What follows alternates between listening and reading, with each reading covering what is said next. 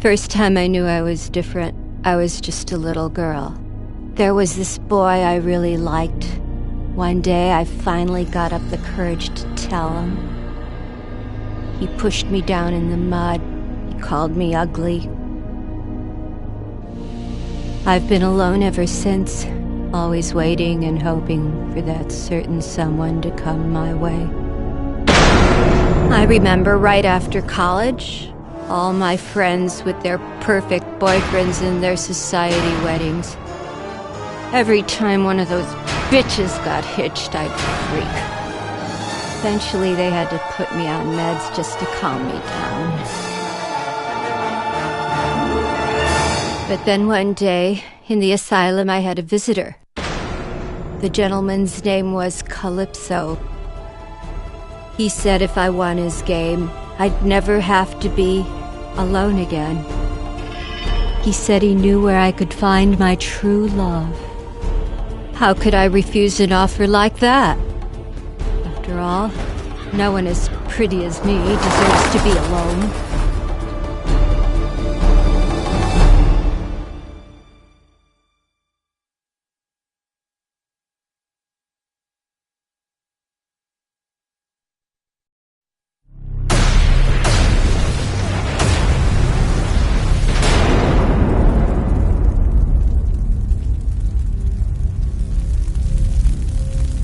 I was asleep for hours, dreaming about weddings.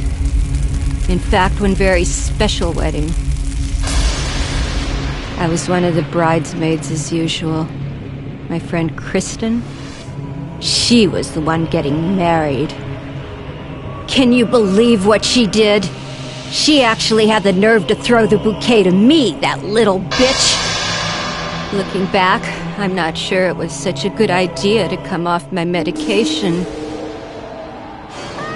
Mary, Mary, quite contrary. You're just an ugly fat cow. I think that day, my heart just snapped in two, and I think my mind did the same. So I grabbed the closest thing I could find, and then I wasn't really sure what I did. If I wasn't going to have a man, then no one was. I dragged Kristen's fat, ugly body into one of the dressing rooms and bolted the door. Standing there in Kristen's dress, I realized I was the most beautiful bride I had ever seen. When I win this contest, Calypso will find me a man who thinks so too.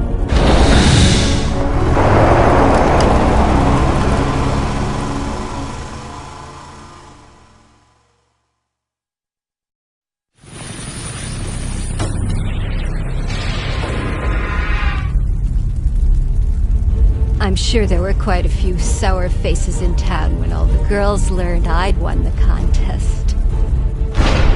I demanded my prize from Calypso. I wanted to meet my true love. Calypso delivered. It was my darling, my sweetheart, and he was gorgeous.